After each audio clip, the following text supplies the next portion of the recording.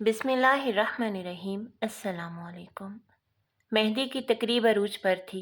فضا میں اپٹن اور مہندی کی خوشبو کے ساتھ ساتھ مرغ مسلم کی خوشبو نے عورتوں اور بچوں میں ہلچل مچائی ہوئی تھی۔ وہ پہلے دوپٹے کا گھونگھٹ نکالے، دونوں ہاتھوں پر پھیلے ہوئے پان کے پتے رکھے ہتھیلی کو پھیلائے بیٹھی تھی۔ سہاگن عورتیں اس کے ہاتھوں پر مہندی لگا کر رسم ادا کر رہی تھیں۔ وہ دل میں ارمان لیے آنے والے وقت کو سوچ رہی تھی۔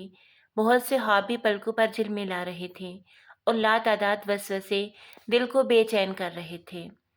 رات گئے مہندی کا فنکشن ختم ہوا تو اس کے ہاتھوں پر مہندی کی پھول بنائے گئے، بالوں کو تیل لگایا گیا۔ صبح بارات آنا تھی، اس نے تیار ہونا تھا، دلہن بننا تھا۔ وہ مہندی کی خوشبو کو محسوس کرتے کرتے آنکھیں موندے سونے کی کوشش کرنے لگی تھی، لیکن نیند آنکھوں سے کوسوں دور تھی۔ فجر کی اذان کے ساتھ ہی وہ بھی اٹھ کر بیٹھ گئی۔ مہندی لگے ہاتھ دھوئے، تیل لگے بالوں کو شیمپو کیا اور نماز ادا کی۔ اپنے لیے بہتر زندگی کی دعا مانگی۔ دن چڑھے، بیوٹیشین نے آ کر کمال مہارت سے اس کے حسن کو نکھارا۔ ہر کوئی اس کی خوبصورتی کے گن گانے لگا تھا۔ اور پھر بارات آئی، ساری رسمیں ادا ہوئیں اور وہ دلہن رخصت ہو کر ایک آنگن سے کسی اور آنگن میں چلی گئی۔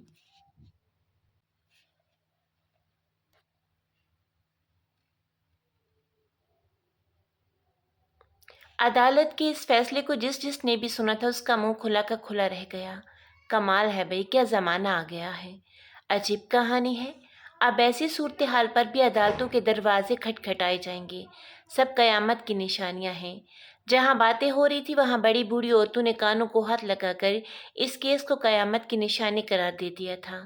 3 مہینے کی تاریخ کے بعد آج ایک بار پھر اسی کیس کی فائل عدالت کے سامنے موجود تھی اور عدالت میں موجود ہر ایک نفوس حیرت میں مبتلا تھا۔ مجرم ایک مرد تھا، وہ مرد جس نے ایک ذمہ داری اٹھائی تھی، اور کیس دائر کرنے والی عورت وہی عورت تھی جو ایک آنگن کو چھوڑ کر دوسرے آنگن میں زندگی گزارنے آئی تھی۔ عجیب صورتحال تھی۔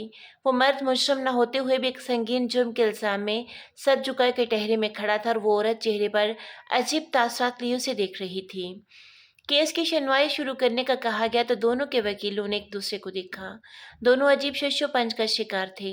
ہزاروں کیس اس عدالت میں آئے تھے، عورت کی مظلومیت کے، مرد کے تشدد کے، ساس اور نندوں کے مظالم کے۔ کہیں بہو کو آگ لگا کر مار دیا گیا تھا، لیکن اس ایک منفرد نوعیت کے کیس نے ہلچل مچا دی تھی۔ فتح کس کے حصے میں آئے گی، مجرم کون قرار پائے گا، اس تجسس نے عدالت کو لوگوں سے بھر دیا تھا۔ محترمہ، آپ یہ بتائیں کہ آپ کے سامنے کٹہرے میں کھڑے اس شخص سے کیا رشتہ ہے؟ ساجد کے وکیل نے بالآخر جرح شروع کی۔ یہ میرا خاوند ہے، ثمینہ پر اعتماد انداز میں بولی۔ کتنا عرصہ ہوا ہے شادی کو؟ وکیل نے پوچھا۔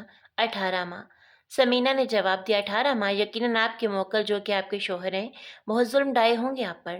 وکیل نے ثمینہ کی طرف دیکھتے ہوئے سوال کیا۔ نہیں، وہ ابھی تک اسی اعتماد سے کھڑی تھی۔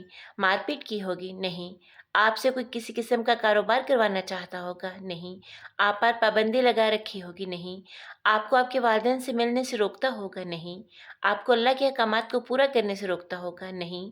ثمینہ کے ہر نہیں کے بعد عدالت میں ہلچل مچ گئی، لیکن وہ اسی اطمینان اور اعتماد سے نہیں میں جواب دیتی رہی۔ عدالت میں کچھ وقت کے لیے خاموشی چھا گئی۔ پھر ساجد کے وکیل نے سوال کیا، تو پھر اس کیس کی اصل وجہ کیا ہے؟ ساجد کا وکیل بغیر کسی مزید سوال کے ثمینہ کے وکیل کی طرف دیکھ کر بولا۔ تو عدالت میں ہونے والے خسر پسر پر بینچ نے وکیل سے پوچھا۔ ساجد صاحب، کیا آپ بتائیں گے کیسے کیا حالات ہیں کہ بغیر کسی قسم کے تشدد کے آپ مجرم قرار دیے جا رہے ہیں؟ اب پھر ثمینہ کا وکیل کھڑا ہوا، لیکن وہ خاموشی رہا۔ محترمہ، آپ بتائیں آپ کیا چاہتی ہیں؟ وکیل نے اب ثمینہ کی طرف دیکھ کر سوال کیا۔ میں اس انسان کے ساتھ اپنی زندگی نہیں گزار سکتی، وہ اسی اعتماد کے ساتھ بولی۔ لیکن کیوں؟ ایسے میں حال میں چپ کا سما تھا۔ میں ایک ایسے انسان کے ساتھ زندگی نہیں گزار سکتی جس کا ساتھ کسی بے جان مشین کے ساتھ میں کوئی فرق نہ ہو۔ وہ اس کی طرف دیکھ کر بولی۔ کیا مطلب؟ عدالت میں موجود ہر شخص کا سوال۔ وکیل نے الفاظ دیے تھے۔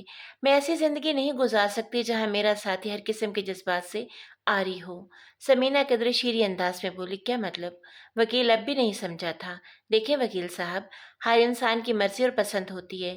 یہ نظام قدرت کا حصہ ہے کہ ہر انسان کو دوسروں کی باتوں سے اختلاف ہوتا ہے، غصہ آتا ہے، خوشی ہوتی ہے، ایسے ہی ہوتا ہے نا؟ ثمینہ نے وکیل سے تائید چاہی۔ ہاں بالکل۔ وکیل کے ساتھ ساتھ عدالت میں موجود ہر شخص نے اس بات میں سر ہلایا۔ لیکن یہ انسان ہر جذبے سے آ رہی ہے۔ میں کٹ پتلی کے ساتھ زندگی نہیں گزار سکتی۔ اس لیے مہربانی فرما کر میرے حق میں فیصلہ دلا دیں اور مجھے اس اذیت سے نجات دلائیں۔ سمینہ نے انتہائی تلخ لہجے میں خلا کی وجہ بتائی تو عدالت میں موجود لوگوں پر سکتہ طاری ہو گیا۔ جج سمیت ہر انسان اس کیس پر حیران ہوا۔ کیا زبردستی شادی ہوئی تھی آپ کی؟ وکیل نے پھر سوال کیا۔ شادی میں زبردستی کی گئی تھی یا نہیں میں نہیں جانتی۔ میں نے اپنے والدین کے فیصلے کو مقدم جان کر اس شخص کے ساتھ شادی کی تھی، سمینہ نے کہا۔ ساجد صاحب، کیا آپ نے یہ شادی اپنی مرضی سے کی تھی؟ وکیل نے ساجد سے پوچھا تو اس نے اس بات میں سر ہلایا۔ آپ کو اپنی بیوی سے کوئی شکایت ہے یا آپ کسی اور کو پسند کرتے ہیں؟ پھر سوال کیا گیا۔ نہیں۔ آپ کی بیوی میں بہت سی برائیاں ہیں کیا؟ کوئی انسان برائیوں سے پاک نہیں۔ ایک بار پھر نہیں کی تکرار جاری ہوئی۔ جج صاحب، آپ وقت ضائع کر رہے ہیں، مہربانی فرما کر اب فیصلہ سنا دیں۔ چہمہ گوئیاں جاری تھیں۔ دونوں فریق بظاہر برائیوں سے مبرا تھے۔ دونوں وکیل بھی ششو پنچ میں مبتلا تھے اور جج صاحب کو بھی فیصلہ کرنے میں مشکل پیش آ رہی تھی۔ میں ایک ایسے انسان کے ساتھ زندگی گزارنا چاہتی ہوں جج صاحب جس میں مردانگی ہو، جو اپنا آپ منوائے، جو میری ناجائز باتوں سے اختلاف کرے، غصہ کرے۔ سمینہ نے سب کو خاموش دیکھ کر ایک بار پھر کچھ نرم اور کچھ تلخ لہجے میں بولی۔ بی بی، تمہیں تو ہوش ہونا چاہیے کہ تمہارا شوہر غصہ نہیں کرتا۔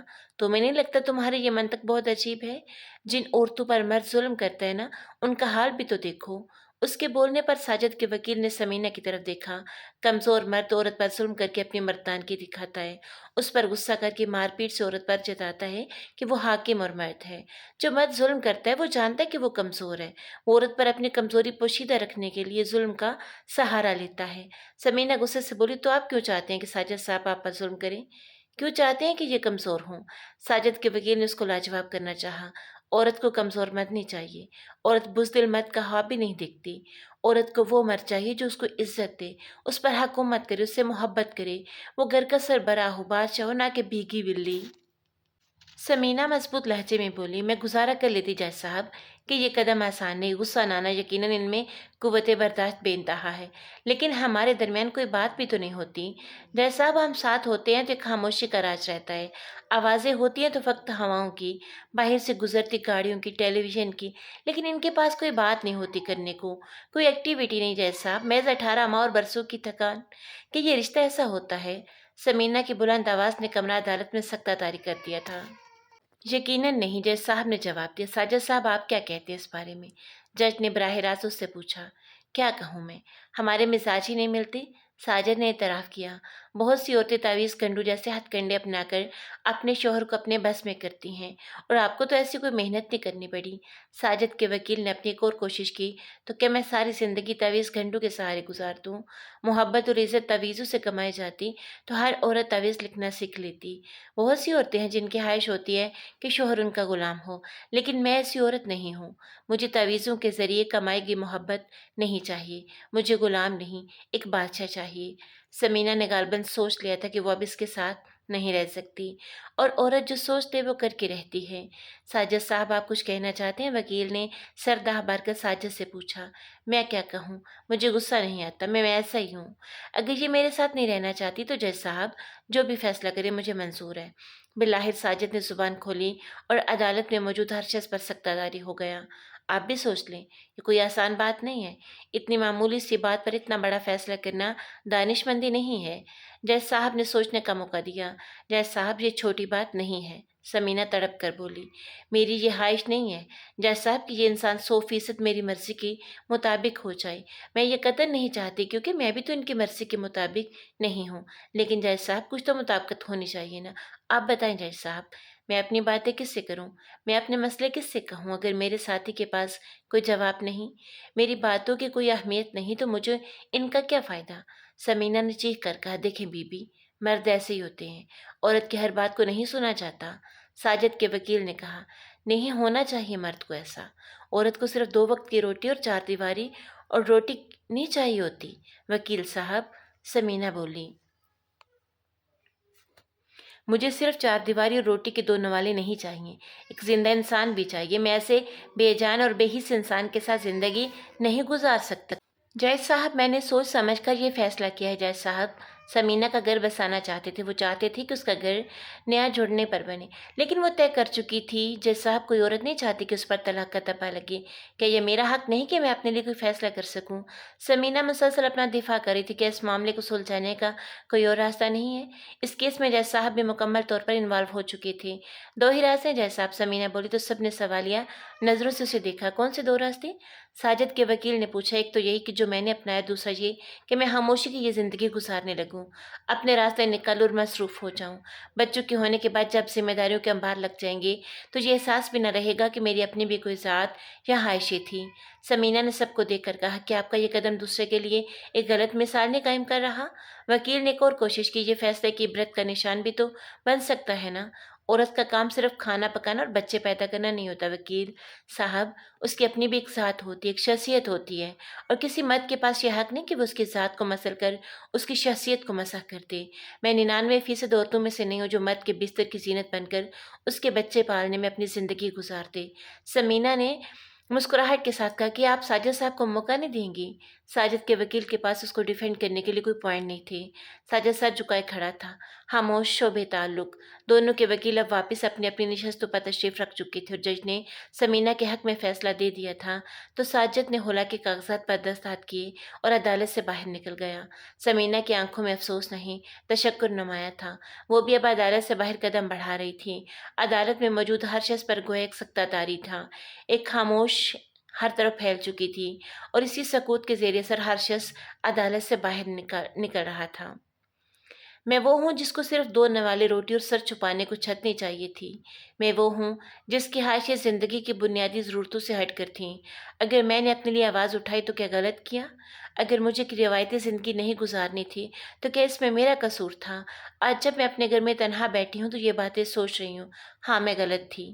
میں نے جس بات میں آ کر غلط فیصلہ لیا تھا، میں انتظار کر لیتی، سمجھوتا کر لیتی تو آج میری زندگی مختلف ہوتی۔ انسان کے جذبات میں کیسے فیصلے غلط ہوتے ہیں؟ کیا تھا جو ساجد مجھے وقت نہیں؟